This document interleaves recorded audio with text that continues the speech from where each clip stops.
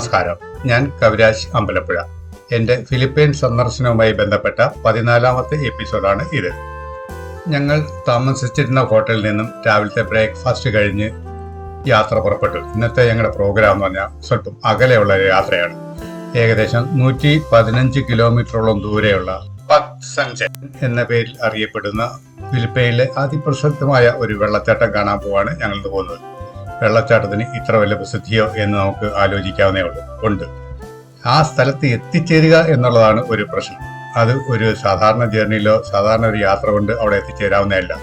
Number 1, നമ്മളിപ്പോൾ താമസിക്കുന്ന മണിയിൽ നിന്നും 115 കിലോമീറ്ററോളം ദൂരെയുണ്ട്. അത് ഏകദേശം 2.5 മണിക്കൂർ നേരത്തെ ഡ്രൈവ് കൊണ്ട് മാത്രമേ അവിടെ എത്തിയുള്ളൂ.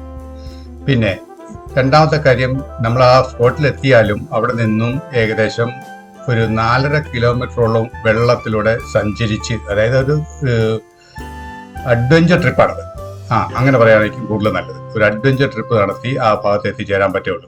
ആ ട്രിപ്പിനാണ് ഏറ്റവും കൂടുതൽ വില കൽപ്പിക്കുന്നത്. ആ വെള്ളത്തിലൂടെയുള്ള ഒരു തോണിയിൽ കൂടെയുള്ള ഒരു യാത്ര. ആ യാത്രയാണ് ഏറ്റവും ഹൈലൈറ്റ് ആയിട്ടുള്ള ഇന്നത്തെ പ്രോഗ്രാം. ഈ വീഡിയോയുടെ തുടക്കത്തിൽ തന്നെ മറ്റൊരു കാര്യം ഞാൻ നിങ്ങൾക്ക് സൂചിപ്പിക്കാൻ ആഗ്രഹിക്കുന്നു. ഞങ്ങളുടെ യാത്ര ഇന്ന് സൂര്യന് ജസ്റ്റ് അഭിമുഖമായിട്ടുള്ള യാത്രയായിരുന്നു, അതായത് കിഴക്കോട്ടുള്ള യാത്രയായിരുന്നു. ആയത് കാരണം ഞാൻ വണ്ടിയുടെ ഫ്രണ്ടിൽ നിന്നാണ് എല്ലാ വീഡിയോകളും എടുത്തോണ്ടിരുന്നെങ്കിൽ എങ്കിൽ കൂടി വെയിൽ അടിക്കുന്നതിനാൽ ചില റിഫ്ലക്ഷൻസുകൾ കാണാൻ സാധ്യതയുണ്ട്. അങ്ങെത്തുന്നവരെയുള്ള വീഡിയോയിലുണ്ട്. അല്പാൽപമായിട്ട് പല സ്ഥലങ്ങളിലും പല റിഫ്ലക്ഷൻ നമ്മളെ ബുദ്ധിമുട്ടിക്കാറുണ്ട് കാഴ്ചയിൽ. അതെന്തായാലും എല്ലാവരും സഹിച്ചു തന്നെ ഈ വീഡിയോ കാണാൻ ശ്രമിക്കുക. രാവിലെ 7:30 മണിക്ക് തന്നെ ഹോട്ടലിൽ നിന്ന് പുറപ്പെട്ട ഞങ്ങൾ മണിയിലെ പല പ്രവിശ്യകൾ കടന്നാണ് ആ സ്ഥലത്ത് നമ്മൾ എത്തിച്ചേർന്നത്. അതായത് പക്സഞ്ചൻ എന്ന സ്ഥലത്ത് നമ്മൾ എത്തിച്ചേർന്നത്. മണിയിൽ നിന്ന് വിട്ടു കഴിഞ്ഞാൽ ഏകദേശം 7 പ്രവിശ്യകളോളം നമുക്ക് കവർ ചെയ്തതായിട്ടുണ്ട്. നമ്മൾ പാസ് ചെയ്ത് പോകേണ്ടതായിട്ടുണ്ട്. മണിയിലെ വിട്ടു കഴിഞ്ഞാൽ ആദ്യം കാണുന്നത് മക്കാത്തി, രണ്ടാമത് കാണുന്നത് പരനാക്യു, മൂന്നാമത് മുത്തിൻ ലുവ, അത് കഴിഞ്ഞാൽ സാന്താ റോസ എന്നൊരു സ്ഥലമുണ്ട്.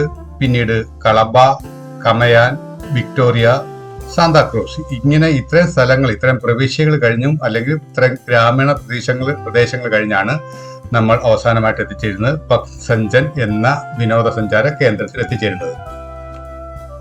നമ്മൾ ഇന്ന് ലക്ഷ്യമിടുന്ന പക്സഞ്ചൻ എന്ന വെള്ളച്ചാട്ടത്തെ കുറിച്ച് പറയുകയാണെങ്കിൽ ഫിലിപ്പൈൻസിലെ ലഗൂണ പ്രവിശ്യയിലെ പ്രശസ്തമായ ഒരു വെള്ളച്ചാട്ടമാണ് ഇത്.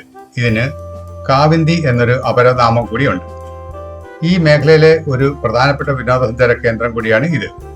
അതായത് ഇതിനുള്ള വെള്ളച്ചാട്ടത്തിനുള്ള ഒരു പ്രത്യേകതകൾ പല പ്രത്യേകതകളുണ്ട്. അതിൽ ഒന്ന്, ഇതിന്റെ ഏറ്റവും കൂടിയ നീളം 120 മീറ്ററാണ്. പക്ഷേ വെള്ളച്ചാട്ടം ഉത്ഭവിച്ചു കഴിഞ്ഞ് തുടങ്ങുന്ന ഒരു 91ാമത്തെ മീറ്ററിൽ നിന്നും ചുറ്റും പാറകളും പച്ചപ്പും നിറഞ്ഞ ഒരു ടർക്കോയ്സ് കുളത്തിലേക്കാണ് ഈ വെള്ളം ചെന്ന് വിടുന്നത്. ആ കുളത്തിൽ നിന്നും പല ശാഖകളായി പിരിഞ്ഞ് ചെറിയ ചെറിയ അരുവികളായി അത് ഒരു 4-5 കിലോമീറ്റർ കഴിഞ്ഞ് ഒരു നദിയായി തീരുന്നു. അങ്ങനെയാണ് ഫിലിപ്പൈൻസിലെ മണിയില പ്രവിശ്യയിലെ ഏറ്റവും പ്രസിദ്ധമായ നദിയായ പരനാക്യു എന്ന നദിയായി തീരുന്നത്. പരനാക്യു എന്ന മണിയിലയിലെ ഒരു പ്രവിശ്യയിൽ കൂടിയാണ് നമ്മൾ ഇപ്പോൾ കടന്നുകൊണ്ടുപോയിരിക്കുന്നത്. ഈ സ്ഥലത്തിന്റെ പേരിൽ തന്നെയാണ് ആ നദി അറിയപ്പെടുന്നത്. പിന്നെ മറ്റൊരു കാര്യം പറയാനാണെങ്കിൽ ഫിലിപ്പൈൻസിലെ ലഗുണ പ്രവിശ്യയിലെ ഒരു 3ാം ക്ലാസ് മുനിസിപ്പാലിറ്റിയാണ് ഞാൻ നേരത്തെ സൂചിപ്പിച്ച ആ പരനാക്യു, നമ്മളിപ്പോൾ കടന്നുകൊണ്ടുപോയിക്കൊണ്ടിരിക്കുന്ന ഈ ഗ്രാമം. 2020 സെൻസസ് അനുസരിച്ച് ഇവിടെ 44,327 ആൾക്കാരുണ്ട്. ഇവിടുത്തെ ജനസംഖ്യയാണ് അത്. പിന്നെ മറ്റൊരു കാര്യം, മണീലയിൽ നിന്നും 91 കിലോമീറ്റർ തെക്ക് കിഴക്കായി സ്ഥിതി ചെയ്യുന്ന ഈ നഗരത്തിന് മണീല ഈസ്റ്റ് റോഡ് അല്ലെങ്കിൽ ചുക്ല വഴി എത്തിച്ചേരാം. ലഗൂണയുടെ വിനോദസഞ്ചാര തലസ്ഥാനമാണ് നമ്മളിപ്പോൾ എത്തിച്ചേരാൻ പോകുന്ന പക്സഞ്ചർ എന്ന സ്ഥലം. എല്ലാ മാർച്ചിലും നടക്കുന്ന ബങ്കോറ ഫെസ്റ്റിവലിന്റെ ഭവനമാണ് ഇത്. വളരെ വർഷങ്ങൾക്ക് മുൻപ്, അതായത് 1688 മുതൽ 1858 വരെ ലഗൂണ പ്രവിശ്യയുടെ തലസ്ഥാനമായിരുന്നു നമ്മളിപ്പോൾ എത്തിച്ചേരാൻ പോകുന്ന പക്സഞ്ചൻ എന്ന സ്ഥലം. ആ കാലഘട്ടങ്ങളിൽ ഈ പ്രവിശ്യ സാംസ്കാരിക പഠന വാണിജ്യങ്ങളുടെ ഒരു അഭിവൃദ്ധിപ്പെടുത്താൻ വേണ്ടിയുള്ള ഒരു പ്രധാന കേന്ദ്രം മാത്രമായിരുന്നു ഇത്. നമ്മൾ ഇപ്പോൾ ലഗൂണ പ്രവിശ്യയുടെ പക്സഞ്ചൻ എന്ന സ്ഥലത്തിന്റെ കേന്ദ്ര സ്ഥാനത്തേക്ക് പ്രവേശിക്കുകയാണ്. അതിന്റെ ബോർഡാണ് നമ്മളിപ്പോൾ കണ്ടുകൊണ്ടിരിക്കുന്നത്.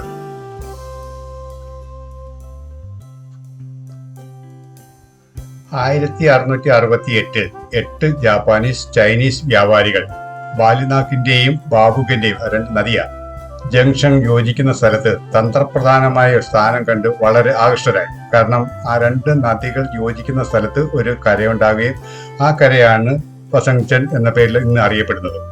അതിനുശേഷം അവർ ഒരു കച്ചവട കേന്ദ്രം സ്ഥാപിച്ചു അവിടെ. വെറ്റില വ്യാപാരത്തിൽ തുടങ്ങി വളരെ മികച്ച ഒരു വ്യാപാര കേന്ദ്രമായി ആ സ്ഥലം അഭിവൃദ്ധിപ്പെട്ടു.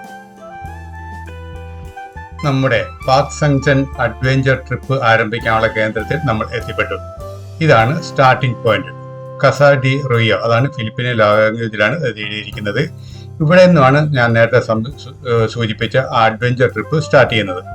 ആദ്യം നമുക്ക് വേണ്ടുന്ന എല്ലാ സേഫ്റ്റി ഉപകരണങ്ങളും അവർ തരും. നമ്മളെ കൊണ്ട് അതെല്ലാം ധരിപ്പിക്കും. അതിനുശേഷമായിരിക്കും ഓരോ ബോട്ടുകളിലേക്ക് നമ്മളെ കയറ്റുന്നത്. ഒരു ബോട്ടിൽ 3 പേർക്ക് മാത്രമേ കയറാൻ പറ്റുള്ളൂ. 2 പേര് നിയന്ത്രിക്കാനുണ്ടാകും. ആകെ 5 പേര്. അങ്ങനെ 4.5 കിലോമീറ്ററോളം ഏകദേശം ഒരു അഡ്വഞ്ചർ ട്രിപ്പ്. ആ യാത്ര നമുക്ക് വളരെ രസകരമായിരിക്കും, വളരെ അത്ഭുതകരമായിരിക്കും. അത് നമുക്ക് കാണാം. നാം വിശദമായിട്ട് എല്ലാം കാണിച്ചും പറഞ്ഞു തരാം. ലൈഫ് ജാക്കറ്റും ഹെൽമറ്റുമാണ് പ്രധാനപ്പെട്ട സേഫ്റ്റി ഉപകരണങ്ങൾ. ഇത് രണ്ടും ധരിക്കാൻ വേണ്ടുന്ന സഹായങ്ങൾ അവർ ചെയ്തു തരും. വേണ്ടത് നമ്മളെ കൊണ്ട് ധരിപ്പിക്കുകയും ചെയ്യും. അതിനുശേഷം മാത്രമേ നമ്മുടെ സ്റ്റാർട്ടിംഗ് പോയിന്റിലേക്ക് നമ്മളെ കൊണ്ടുപോവുകയുള്ളൂ. ഇത് പൂർണ്ണമായും ഒരു അഡ്വഞ്ചർ ട്രിപ്പ് ആയിരിക്കുമെന്നും നമ്മൾ പൂർണ്ണമായും നനഞ്ഞ് മാത്രമേ തിരികെ നമ്മളിവിടെ എത്തുകയുള്ളൂ എന്നും ആദ്യം തന്നെ ഗൈഡ് ഞങ്ങൾക്കൊരു സൂചന തന്നിരുന്നു. പക്ഷേ ഇതിൽ യാത്ര ചെയ്ത് കഴിഞ്ഞപ്പോഴാണ് ഞങ്ങൾ അപ്രതീക്ഷിതമായിട്ടുള്ള അനുഭവങ്ങളാണ് ഞങ്ങളെല്ലാം എതിരേറ്റത് ഞങ്ങൾക്ക് ഉപയോഗിക്കേണ്ടി വന്നത്. ആ വിവരങ്ങളെല്ലാം ഞാൻ അടുത്ത എപ്പിസോഡിലേ കാണിക്കുകയുള്ളൂ. കാരണം അതുകൂടി ഇതിനകത്ത് ഉൾപ്പെടുത്തിയാൽ ഇത് ഒരു വലിയ നീണ്ട ഒരു എപ്പിസോഡായി പോകും. കുറഞ്ഞ ടൈമുകളിൽ 9-10 മിനിറ്റ് അല്ലെങ്കിൽ 11 മിനിറ്റ് ഒതുക്കാനാണ് ഞാൻ എല്ലാ എപ്പിസോഡിലും ശ്രമിക്കുന്നത്. അതുകൊണ്ട് ആ തന്ത്രപരമായിട്ടുള്ള വളരെ അഡ്വഞ്ചർ ആയിട്ടുള്ള ആ ട്രിപ്പിനെ കുറിച്ചുള്ള അടുത്ത എപ്പിസോഡ് നിങ്ങൾക്ക് വിശദമായിട്ട് കാണുക ചെയ്യാം. ഇപ്പോൾ നമ്മൾ ആ ട്രിപ്പ് തുടങ്ങുന്നത് വരെയുള്ള കാര്യങ്ങളാണ് ഞാൻ കാണിക്കാൻ ഉദ്ദേശിക്കുന്നത്. ഇവിടെ നിന്നാണ് ഞങ്ങളൊരു ഗ്രൂപ്പ് ഫോട്ടോ എടുത്ത് അതിനുശേഷം ഓരോ വള്ളക്കാർ വരും. ആ വള്ളത്തിലേക്ക് ഞങ്ങൾ കയറും. വള്ളത്തെ കയറുകയും ഇരിക്കുകയും എന്ന് പറയുന്നത് തന്നെ ഒരു സാഹസികതയാണ് എന്നെ സംബന്ധിച്ചിടത്തോളം. കാരണം വളരെ കുത്തിയിരിക്കണം. ആ ബോട്ടിനകത്ത് കുത്തിയിരിക്കണം. അത് മാത്രമല്ല തീരെ ചെറിയ ബോട്ടാണ്. പക്ഷെ അതിനകത്ത് യാതൊരു അപകടമില്ല. ഫുൾ സേഫ്റ്റിയാണ് എന്നുള്ള കാര്യമാണ് വളരെ രസകരമായിട്ടുള്ള കാര്യം. ഞങ്ങളുടെ ആ സേഫ്റ്റി ഡ്രസ് എല്ലാം അണിഞ്ഞ് ഞങ്ങളുടെ ബോട്ടിനകത്ത് ഞങ്ങൾ കയറി. എന്നെ കൂടാതെ മറ്റു 2 പേരും കൂടെ ഉണ്ട്. അതുപോലെ തന്നെ എൻ്റെ മുൻപിൽ തന്നെ അതുപോലെ തന്നെ 3 പേരെ കയറ്റി മറ്റൊരു ബോട്ടും ഉണ്ട്. അതിനുശേഷം ഈ 2 ബോട്ടുകളും കൂടെ ടൈ ചെയ്ത ശേഷം ഒരു യന്ത്രവൽക്കരണ ബോട്ട് കുറച്ചധികം ദൂരം വരെ ഇത് ഞങ്ങളെ വലിച്ചുകൊണ്ട് പോയിട്ട് എവിടം വരെ അതിന് യാത്ര ചെയ്യാവോ അവിടം വരെ കൊണ്ടുപോവുക. അതിനുശേഷം ഈ 2 ചെറിയ വള്ളങ്ങളെ സ്വതന്ത്രമാക്കി കഴിഞ്ഞാൽ പിന്നീടുള്ളതാണ് അഡ്വഞ്ചർ. നമുക്ക് കണ്ടിരിക്കാൻ പറ്റത്തില്ല. അത്രയ്ക്ക് അസഹനീയം എന്ന് പറയാനൊക്കെ അത്രയ്ക്ക് എൻജോയബിൾ ആയിട്ടുള്ള ഒരു ട്രിപ്പ് ആയിരിക്കും അത്. അതേക്കുറിച്ചുള്ള വിവരങ്ങളാണ് ഞാൻ നേരത്തെ പറഞ്ഞല്ലോ. അടുത്ത എപ്പിസോഡ് ഞാൻ വിശദമായിട്ട് കാണിച്ചു തരാം. ഞങ്ങളുടെ 2 ബോട്ടുകളും കൂട്ടിക്കെട്ടി ആ യന്ത്രവൽക്കൃത ബോട്ട് ഇപ്പോൾ സ്റ്റാർട്ട് ചെയ്യും. ഞങ്ങൾ ഇങ്ങോട്ട് അവർ ഒരു ദൂരം വരെ എത്തി ഞങ്ങളെ വേർപെടുത്തും. ആ യന്ത്രവൽക്കൃത മദർ ബോട്ടിൽ നിന്ന് ഞങ്ങളെ വേർപെടുത്തും. നമ്മളിപ്പോൾ കാണുന്ന ആ ഫ്രണ്ട് കാണുന്നതാണ് ആ മദർ ബോട്ട്. ആ എഞ്ചിൻ കൊണ്ട് വെച്ച് ഓടിക്കുന്ന ആ ബോട്ട് ഞങ്ങൾ 2 പേരെയും കൂടെ 2 വള്ളക്കാരെ വലിച്ചുകൊണ്ട് പോകുന്ന രംഗമാണ് ഇപ്പോൾ നമ്മൾ കാണുന്നത്. ബോട്ട് സ്പീഡോടുകൂടി പോകാൻ തുടങ്ങി. ആദ്യമൊന്നും പേടി തോന്നിയില്ല. വലിയ കുഴപ്പമില്ല എന്ന് തോന്നി. കാരണം കയറിയെന്ന് ഇരിക്കുന്നവരുടെ ബുദ്ധിമുട്ട് മാത്രമേ ആദ്യം തോന്നിയുള്ളൂ. അത് കഴിഞ്ഞപ്പോൾ വലിയ ബുദ്ധിമുട്ടൊന്നും തോന്നിയില്ല. ഇത്രയൊക്കെ ഉള്ളോ എന്ന് അങ്ങനെ ആശ്വസിച്ചു പോയി. പക്ഷെ ഇതൊന്നും അല്ല സംഭവം. ഓരോ ബോട്ടിലും ഞാൻ നേരത്തെ സൂചിപ്പിച്ചിരുന്നല്ലോ, 3 യാത്രക്കാരും 2 പേര് നിയന്ത്രിക്കാനുള്ളവരുമാണ്. നദീതീരത്ത് നിന്ന്, അതായത് സ്റ്റാർട്ടിംഗ് പോയിന്റിൽ നിന്ന് പസങ്ചൻ വെള്ളച്ചാട്ടത്തിലേക്ക് പോയി ടൂറിസ്റ്റുകളെ കൊണ്ടുപോകുന്ന ഗൈഡുകൾ എന്നാണ് അറിയപ്പെടുന്നത്. ആ ഗൈഡുകളെ ബങ്കോറോകൾ എന്ന പേരിലാണ് അറിയപ്പെടുന്നത്. ബങ്കോറോകളാണ് ഇത് നിയന്ത്രിക്കുന്നത്, ഈ ചെറിയ ബോട്ട് നിയന്ത്രിക്കുന്നത്. ഇപ്പോൾ ഈ ബോട്ട് വലിച്ചുകൊണ്ട് പോകുന്ന യന്ത്രവൽക്കൃത ബോട്ടാണെങ്കിലും അതിന്റെ ഒരു പരിധിയുണ്ട്. ആ പരിധി കഴിയുമ്പോൾ അവർ ഈ ബോട്ടിനെ 2 റിലീസ് ചെയ്യും. പിന്നെ ഇവർ 2 പേരുടെയും കഷ്ടപ്പാട് തന്നെയാണ് ഈ ലക്ഷ്യസ്ഥാനത്തേക്ക് എത്തിക്കുക എന്നുള്ളത്. അതൊന്ന് കണ്ടു തന്നെ തീരണം, കണ്ട് അനുഭവിച്ചറിയണം. യാത്ര പകുതിയായപ്പോൾ ഞങ്ങൾക്ക് വളരെ വിഷമമൊക്കെ തോന്നി. കാരണം ഈ ബങ്കറുകൾ കൂടുതലും പ്രായമുള്ളവരാണ്, ചെറുപ്പക്കാരായിരുന്നില്ല ഞങ്ങളുടെ ബോട്ടിലുണ്ടായിരുന്നത്. 2 പേരും പ്രായമുള്ളവരാണ്. നമുക്ക് വീഴിച്ചാൽ മനസ്സിലാവില്ല, നോക്കിയാൽ മനസ്സിലാവില്ല. പുറകിലിരിക്കുന്ന ആളും ഫ്രണ്ടിലിരിക്കുന്ന ആളും വളരെ പ്രായമുള്ളവരാണ്. നേരത്തെ ബോട്ടിൽ പോയ യാത്രക്കാർ, വിനോദസഞ്ചാരികൾ തിരിച്ചു പോകുന്നതാണ് നമ്മളിപ്പോൾ കാണുന്നത്. കുറെ അങ്ങോട്ട് യാത്ര ചെയ്ത് കഴിഞ്ഞപ്പോൾ കുറെ കുട്ടികൾ ആ സൈഡിൽ നിന്ന് കളിക്കുന്നത് കണ്ടു. അപ്പോൾ ഞങ്ങൾക്ക് കൂടുതൽ ആശ്വാസമായി. കാരണം ഇത് കൂടുതൽ ആഴമുള്ള സ്ഥലമല്ല എന്ന് തോന്നി. കുട്ടികൾ സൈഡിൽ നിന്ന് കളിക്കുമ്പോൾ നമുക്ക് മനസ്സിലാവുമല്ലോ ആഴമുള്ള സ്ഥലമല്ല എന്ന്. അത് കാരണം കൂടുതൽ ആശ്വാസമായി. ഇതെങ്ങോട്ടാണ് കൊണ്ടുപോകുന്നത് എന്നാണ് ആലോചിച്ചാണ് ഞങ്ങൾ ഇരിക്കുന്നത്. ഈ വെള്ളത്തിലുള്ള ഈ ചെറിയ ബോട്ടിലുള്ള ബംഗോറുകളുമായിട്ട്, ബംഗോറുകൾ എന്ന് പറഞ്ഞാൽ ആ ഗൈഡുകൾ ഞാൻ നേരത്തെ സൂചിപ്പിച്ചിരുന്നല്ലോ, ഫ്രണ്ടിൽ ഒരാൾ ബാക്കിൽ ഒരാൾ, അവരുമായിട്ട് ഞാൻ വിശദമായിട്ട് സംസാരിച്ചിരുന്നു. അവർ പറഞ്ഞു ഇതിന്റെ സ്റ്റാർട്ടിംഗ് പോയിന്റിൽ ഏകദേശം 2000-ഓളം ഇതുപോലുള്ള ചെറു ബോട്ടുകളുണ്ട്. ആഴ്ചയിൽ 2-3 ട്രിപ്പാണ് അവർക്ക് കിട്ടുന്നത്.